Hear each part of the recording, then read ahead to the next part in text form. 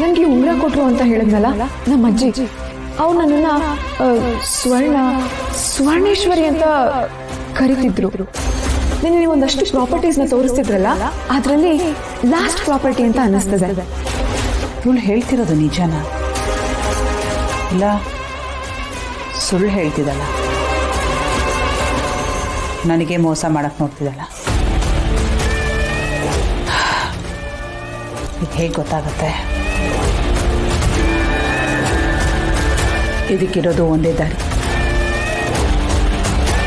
ಆ ಧರ್ಮೇಂದ್ರಗೆ ಫೋನ್ ಮಾಡಿ ಕೇಳೋದು.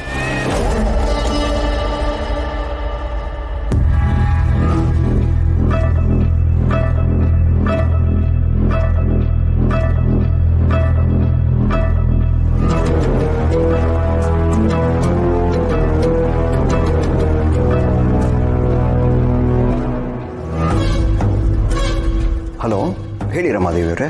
ಆ ಸ್ವರ್ಣಾದೇವಿನ ಹುಡ್ಕೋದಿಕ್ಕೆ ಏನು ಪ್ಲಾನ್ ಮಾಡಿದ್ಯಾ?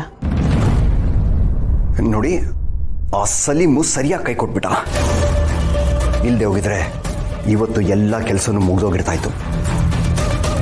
ನನಗಂತೂ ಏನು ಮಾಡ್ಬೇಕಂತಾನೆ ಗೊತ್ತಾಗ್ತಾ ಇಲ್ಲ, ತಲೆನೇ ಓಡ್ತಾ ಇಲ್ಲ. ಅವನು ಈ ರೀತಿ ನಂಬಿಕೆ ದ್ರೋಹ ಕೆಲಸ ಮಾಡ್ತಾನೆ ಅಂತ ನಾನು ಅನ್ಕೊಂಡೇ ಇರಲಿಲ್ಲ. ಸರಿ, ಈಗ ಆ ವಿಷಯ ಬಿಡು. ಈಗೇನು ಮಾಡಬೇಕು ಅಂತ ಅನ್ಕೊಂಡಿದ್ಯಾ? ಬೇರೆ ಏನು ಪ್ಲ್ಯಾನ್ ಮಾಡಿದ್ಯಾ?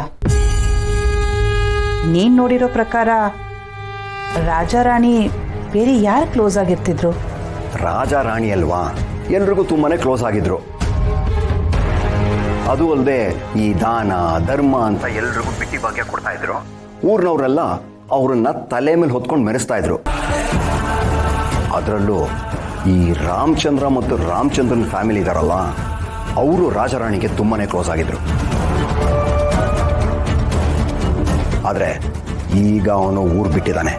ನಿಮಗೆ ಗೊತ್ತಲ್ವಾ, ಮಣಿಹಾರನ ಕದ್ದು ತಲೆ ಮರ್ಸ್ಕೊಂಡು ಓಡಾಡ್ತಾ ಇದ್ದಾನೆ.